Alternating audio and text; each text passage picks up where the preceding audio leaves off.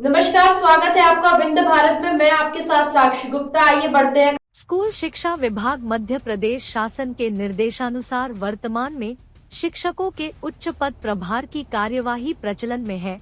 इसी कार्यक्रम में 29 सितंबर एवं 30 व सितंबर को रीवा जिले में भी माध्यमिक शिक्षक से उच्च माध्यमिक शिक्षक के उच्च पद प्रभार की कार्यवाही चल रही है, जिसमें शासन के निर्देशानुसार वरिष्ठता क्रम के अनुसार शिक्षकों को एक-एक करके काउंसलिंग कक्ष में बुलाकर उनसे उनकी पसंद की रिक्ति पूछकर उनके विकल्प को तत्काल लॉक कराया जाना चाहिए। किंतु रीवा में काउंसलिंग की प्रक्रिया कुछ भिन्न प्रकार से किए जाने की शिकायतें शिक्षकों द्वारा कल दिनांक 29 से ही लगातार की जा रही हैं, जिसमें कहा गया है कि शिक्षकों से 18 विकल्प भरा करके उनके विकल्प पत्र एवं दस्तावेज को काउंसलिंग में संलग्न अधिकारी रख लेते हैं और फिर बाद में मनमाफिक तरीके से उन्हें कोई भी विद्यालय आवंटित कर देते हैं। वरिष्ठ सूची में उच्च स्थान पर रहने वाले व्यक्ति को सबसे अंतिम विकल्प दिए जा रहे हैं।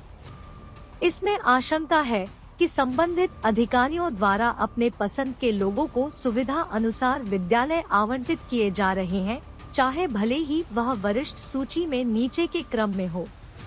ऐसी स्थिति में इस बात से भी इनकार नहीं किया जा सकता है कि कुछ लेन देन करके निचले क्रम वाले शिक्षकों को उच्च पद प्रभार शहर और शहर के आसपास के विद्यालयों में दिया जा रहा है। काउंसलिंग में आए शिक्षकों के बीच इन चर्चाओं का भी बाजार गर्म रहा कि जो लोग स्थानांतरण में दूसरे संभाग से रीवा संभाग में आए हैं, जिनकी वरिष्ठ की तिथि इस संभाग में नई हो गई है, उनमें से कुछ चहेतों को पुरानी वरिष्ठता के आधार पर विद्यालय आवंटित किए जा रहे हैं।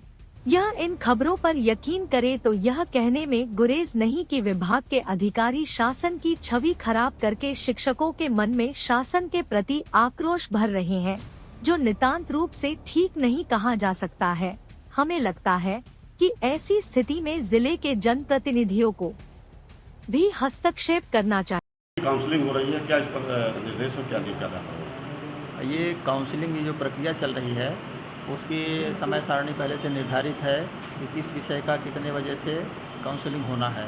उसके हिसाब से इनको पहले से ही ग्रुप में मैसेज डाल दिया जाता है कि इस विषय की काउंसलिंग इतने लोगों की इतने बजे से होगी। तो ये टाइम टेबल पहले से निर्धारित होता है, उस हिसाब से ये लोग आते हैं। और ये जो काउंसलिंग की प्रक्रिया है ये पूरी ऑनलाइन प्रक्रिया हो रही है। इसमें वरिष्ठ कार्यालय के द्वारा उनको पद अलॉट किए जाते हैं। इसमें सब्जेक्ट वाइज वैकेंसी की सूची वहाँ से आती है और वरिष्ठता सूची भी कर्मचारियों की वहाँ से आती है। तो वरिष्ठता के क्रम से उनको यहाँ पर बुलाया जाता है और जो वैकेंसी है ज़िले की, उस वैकेंसी से उनको चुनने के लिए कहा जाता है कि आप अपनी पसंदगी के जो स्थान चाहें उसका आप इसमें चयन कर लीजिए। और वो जो चयन करते हैं वहीं पर यहाँ से उनको बोलकर बताया जाता है। उस मतलब जो हमारी टीम बाहर बैठी है, ऊपर बैठी हुई है भोपाल और अपने यहाँ जेडी कार्यालय में, तो वो लोग इनके द्वारा बताए गए स्थान को वहाँ पर लॉक कर देते हैं।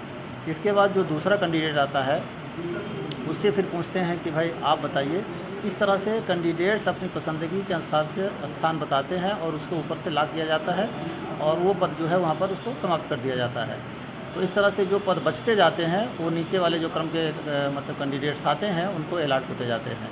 जब ज़िले में पद नहीं बचते हैं तो फिर वो दूसरे ज़िले में जो जैसे सीधी जिला, पड़ोसी जिला, सतना जिला है, वहाँ पर जो पद की रिक्तता है वहाँ पर वो अपनी चॉइस फिलिंग करते हैं। ये प्रक्रिया चल रही है। ऐसा यह आरोप है शिक्षकों का कि शासन के निर्देशानुसार काउंसलिंग नहीं हो रही है, वरिष्ठता के आधार पर यहाँ पक्षपात किया जा रहा है। नहीं, ऐसा कुछ नहीं, क्योंकि सूची वही से निर्धारित है। वरिष्ठता सूची जो आई है उसमें हम कोई फेरबदल नहीं कर सकते हैं।